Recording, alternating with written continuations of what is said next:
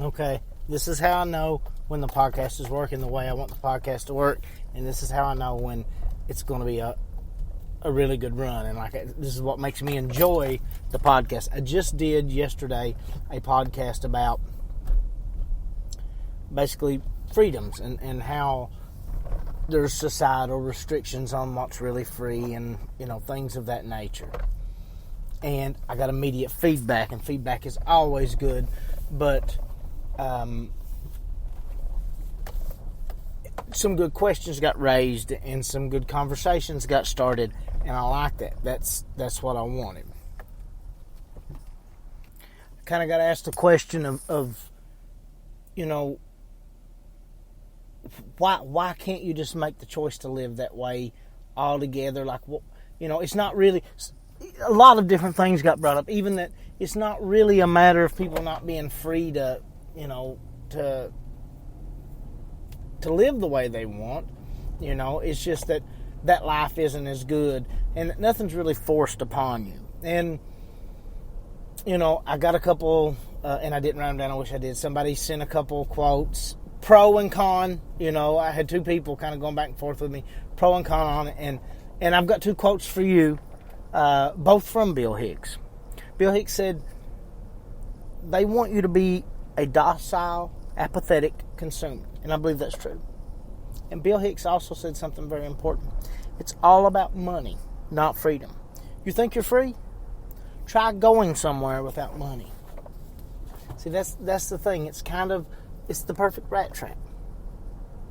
They've built a really good rat trap. And I mean, human nature makes us stick our head in this trap. Don't get me wrong. To a certain degree, we're just as responsible. It's a circular thing. It's not that there's one issue or one person or one responsible party. It may be completely in our nature to a point that we can't break free of it. But like in the other podcast, I talked about the value of gold. Gold has no real value, but the value that man put on it. I finished the book since the podcast. I finished the book, The Alchemist. It's wonderful, absolutely wonderful. I love it. It's not that it's 100% in line with kind of what we're talking about here by any means. It's just, it does somewhat echo some sentiments of following your heart and following your dreams and things of that nature, but it's just a really good book. But I thought I would mention that. But the way society is structured as a whole, I can't remember, the exact specifics of it, but this is easy information to look up. The school system on its own was kind of designed to produce people who, in the United States, could be good factory workers, people who could be good employees, good servants. And I think that intent is more apparent today because we've yet to, even China, who is not a free country by any reach of the imagination, approaches education differently than us, and they produce sometimes a different result, always a different result than us, sometimes better, sometimes worse. But school really, in the realm of what's useful to us as people, is a ridiculous endeavor. I feel guilty for a lot of things my son has to do. Simple mathematics is important, and I truly believe that. Being able to read and write are extremely important. I feel that literature and history and art play such a vital role, and basic sciences are very important. You run into issues with things like history. Let's be honest. History is written by the victors, and it's not always the truth that our children are taught. Plato said, those who tell stories rule society. So, there's dangers in such things, but I think there's importance in it. But there's also the things about school that don't really get discussed. See, conformity in some regards is thought to be beautiful. But in most things, conformity is just the safest thing. And school helps with conformity. Don't get me wrong, it's not complete conformity. It's not all teachers are bad. It's not the faculty or anything of that nature. It is though that conformity is valued, because conformity makes you a good employee. Conformity makes you a good member of society. Conformity makes you safe for your church, safe for your school, safe for your business, safe for your country, safe for your politicians. Conformity makes you less of a threat, and I see a lot of conformity in school. And you know, when having this conversation earlier with someone, of course not in person because that never happens anymore, but it at first that point was lost on them. Why even bring up something like school? We're talking about the pursuit of careers and things of that, because that's where it begins. You know, there's so many studies out there, and look, numbers can be manipulated one way or the other. I understand that, and most of these things aren't hard facts. They're just the best evidence to date. But they're all, there's the things we've tried and the things we haven't. There's a lot of data out there that suggests that later starts for schools, later starts in the morning. More sleep for kids is a better thing. That starting to read at a later age is a better thing. That more freedom for young kids is a better thing. That more recess is a better thing. That more personal interaction is a better thing. That shorter school years are a better thing. There's so many things that are contrary to how we do things. But see, we do things as a business, and this coronavirus has been a good example of that with schools.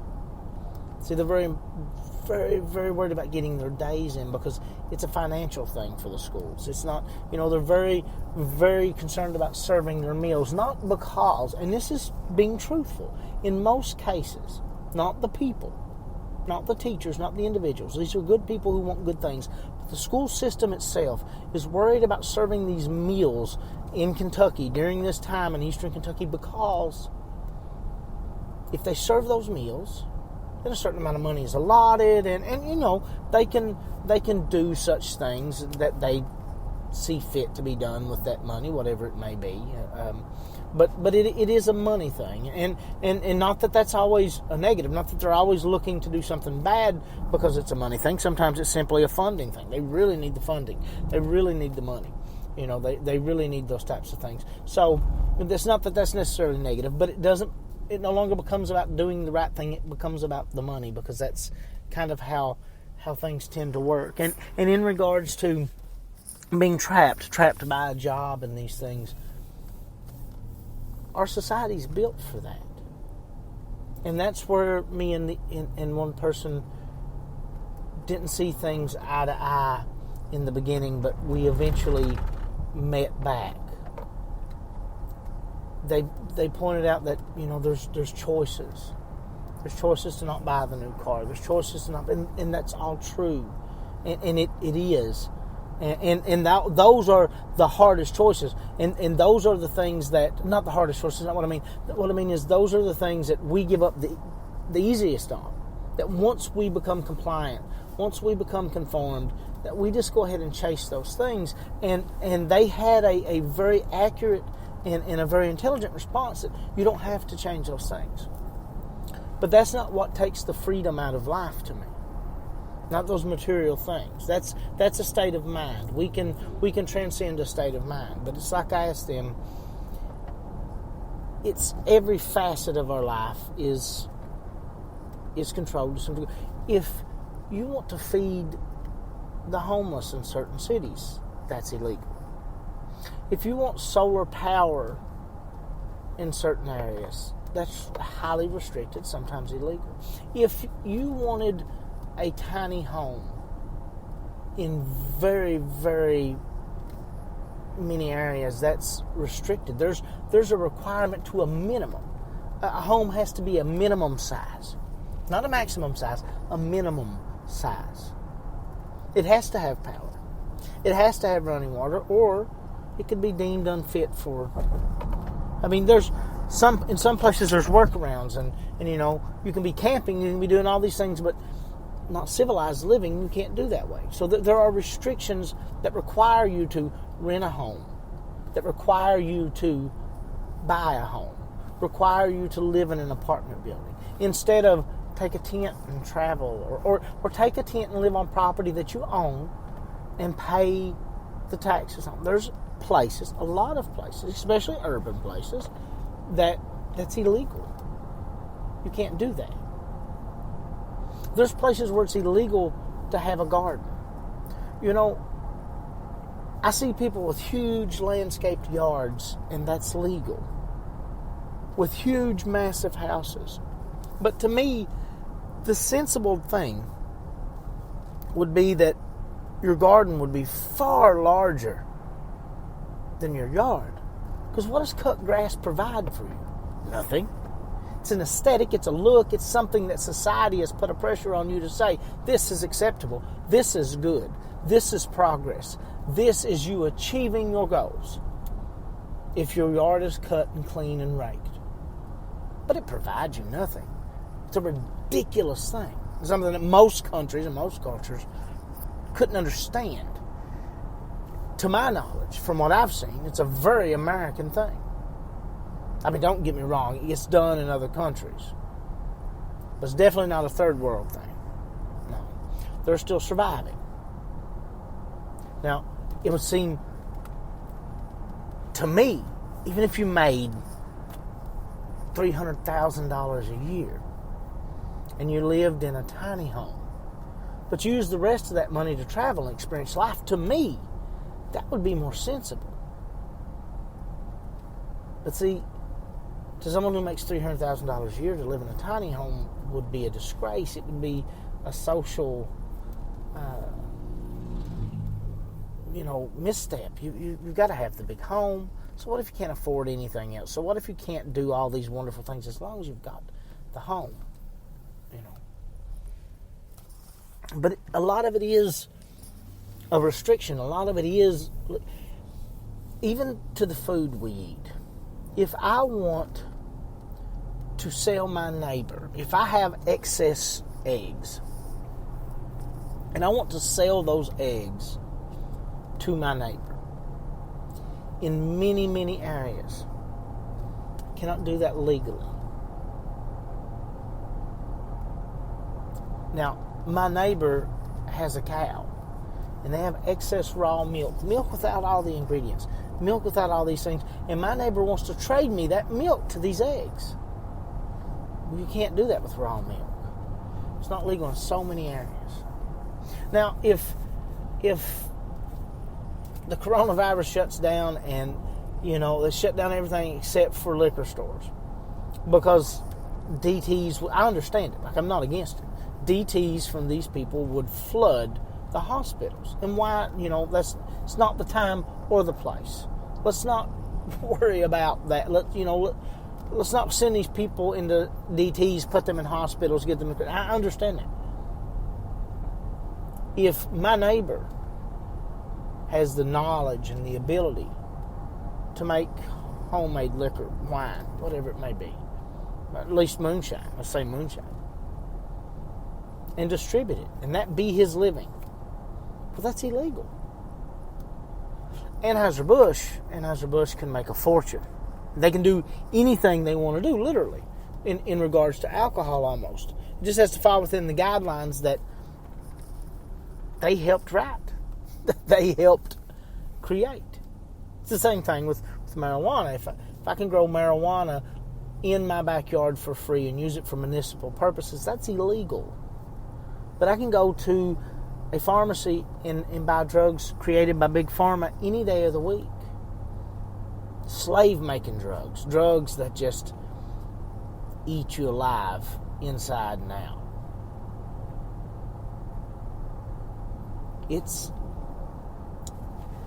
when I say that it's not possible in a lot of ways to live life anyway except for what's presented to us, that's what I mean. The income tax. I don't necessarily have a problem with it myself, but we have no control over where the money goes or what's done with the money in any way, shape, or form. You can't opt out of it. You can't opt out of your money being a part of something you don't want it to be a part of. So, if they take away your ability to grow and produce some things for yourself, not all things, I understand that. I live in Eastern Kentucky. People here have gardens. They have animals. That's not all gone. I understand that. But it's not what's available for the few, it's what's available for the masses. And that's not available for the masses. Some people are born in areas where that will never be an option for them. But if they take away your ability to do for yourself, then you have to become dependent upon them. If they take away your ability to trade for the things you need by restricting the things you have to trade, then you have to trade with them. You have to buy from them. See, if bartering has no value, then the only monetary value there is their currency. Then you have to get their currency. And the only way you're going to get their currency is likely through their jobs. And I say there because it's a collection. It's a collection of government agencies, private organizations, people with money. But it's not everyone. There can be a they when it doesn't constitute everyone. It's not a group decision, because almost nothing is. I understand that. But you're going to work for a company, no matter how private and personal that company is to the owner, even if it's a small business, that is restricted by, bound by the rules and limitations put in place to govern we the people and those things in which we participate in. Business, whatever it may be. There are enough restrictions to keep you from truly being free. Now, if I were 18 years old, no wife, no kids, nothing to keep me where I'm at, and I wanted to just travel the U.S., I wanted to work here and there, make some money, travel, live off that money, sleep in my car, want to do these things. Am I free to do that? Well, that's really a trick question. Am I free to just go work? Well, legally, no. Legally, I need documentation. I need to pay taxes for the state I'm in. You know, there's ways around that. I could work cash, and there are cash jobs out there. Those cash jobs are illegal, technically, depending on the amount of income. But the amount of income I would need to work in spurts and travel, that would probably fall under illegal. Okay. So the working part's may be questionable on if it's legal. If I could just drive, well, I got to make sure that I've got insurance. And in certain states, the insurance laws are different. Where's my physical address? Do I have a permanent address? I mean, where's my license? What state are my license going to be through? But there's ways around it. You could maybe get through that with some. But if nothing else, I want to sleep in a tent in federally owned land. When I can. Land that technically belongs to us, the people. But it doesn't really belong to us, the people, because I'm going to have to pay to sleep there. And I understand that I have to pay to sleep there because someone has to maintain the property, and that costs money. It's not free. I understand that. But I'm having no input on how they're taking care of the property. I'm also having no input on how much access I have to the property. And sometimes I don't have access to things that I pay to protect and take care of anyway. But I mean, if that doesn't work out, I can sleep in a car. Of course, the vagrancy laws in so many cities, in so many areas, in so many businesses. Because see, somebody owns everything. Somebody owns every parking lot. So some places, I'm going to get hassled for sleeping in the car. But if I think I could do it. I think I could make it because I can depend on the generosity and kindness of other people, and that's real. There are going to be a lot of people, the more vocal of the people, that don't like me. Because I'd be a bum. I'd be a vagrant. I would be lazy, and I would not be trying to improve, quote, improve myself. And those people feel that way not because they know that to be true or that that's even necessarily always their opinion, but they feel that way because they've given in. They're walking the line. It's like if you take a bunch of sheep and you just run them single file into slaughter, they don't really ever show any concern because the only one that sees death coming is the sheep in the front. All the other sheep, as they go back, all they see is the ass of the sheep in front of them. Nose to butt. Forward march. Those are the kind of sheep you want. The forward marching sheep. Head down, go forward. You can't see death coming. All you can see is the backside of the sheep in front of you. But occasionally there's a sheep that gets out of line. There may be a sheep or two that follow that sheep. The other sheep don't. They don't follow that sheep. You know why? Because when they look out, they can't tell what's going to happen to that sheep. That sheep's, it's uncertain what's going to happen to that sheep that's just out there running rampant, doing what he wants to do. See, there's nothing in front of him. There's no line to follow. There's no path. He's just doing what he wants to do, so he doesn't garner a whole lot of attention. The other sheep, they have somewhere to go. They have a purpose. They have a path to follow. That path is leading them directly to death, but it doesn't matter. It is a path. It's more comforting. So those people that hate you or would get mad at you for making those decisions, it's because you got out of line. You're not head down going in the path that you've been told to go down.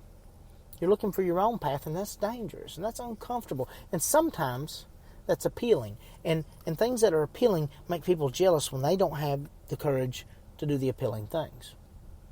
And hey, I'm a coward. Don't look at me. Don't look at me to be any great hero.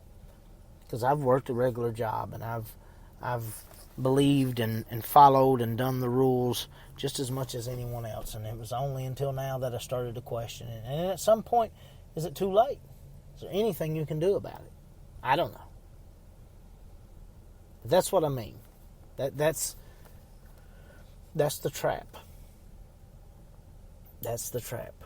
And it's a societal trap. From why we have to marry, to why we have to send our kids to school, to why we have to work a certain job, to what restrictions restrict us.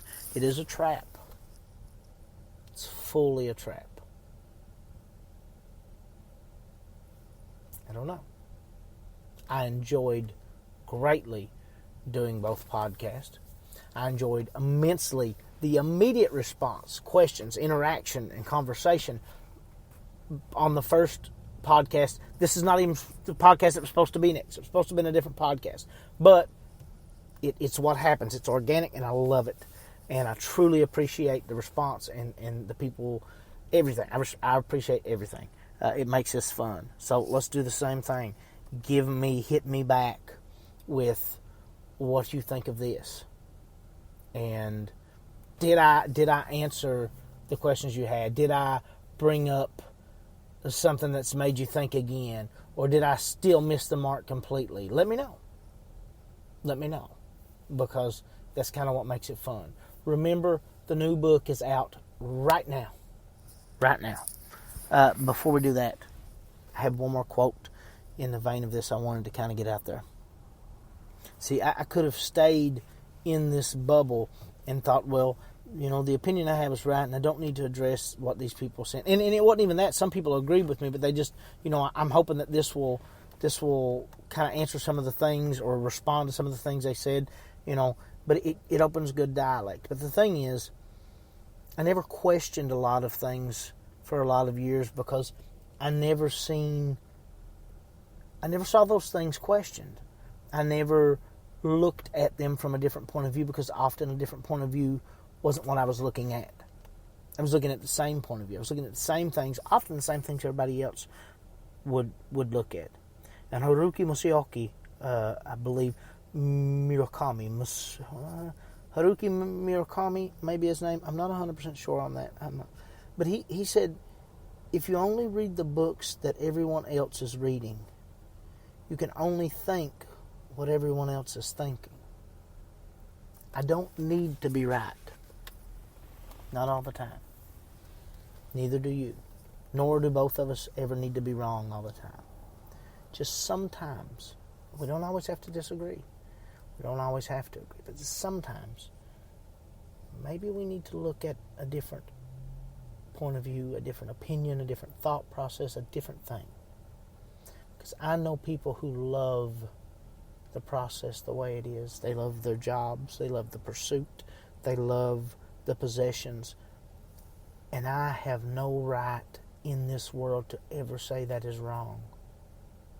That would be arrogant and ridiculous and would make me everything I hate if I said you're wrong to want nice things, you're wrong to work hard, you're wrong to enjoy your job, you're wrong to try to better yourself financially. That would be an ignorant statement. I simply want to say right now that I don't believe that there's a fair and balanced option to be content, happy, and live with less. Well, there's the ability to be poor. It's rampant. But that's not being poor. We look at it that way societally. See, I look at making 30, 50, 60, 80,000 a year. Having automobile debt, home debt, insurance, power, water, food, clothing, all these things. I look at that as being poor. The money's never yours. You're paying to be a slave. You're paying to be owned. You're paying to be fed. You're paying to be clothed. You're paying to be sheltered. And you're working for it still. These monsters of the past who would go take entire peoples and bring them and work them like animals, provided homes and clothing and food. They at least fed the slaves. They at least fed the slaves. Because a dead slave means nothing. But a slave that doesn't know they're a slave that believes they're free, a slave who is taught vanity, greed, and the pursuit of wealth, never know they're a slave. They'll always think they're the master. And there's nothing better than a dumb slave. And there's nothing easier than a slave so dumb that they think they're the master.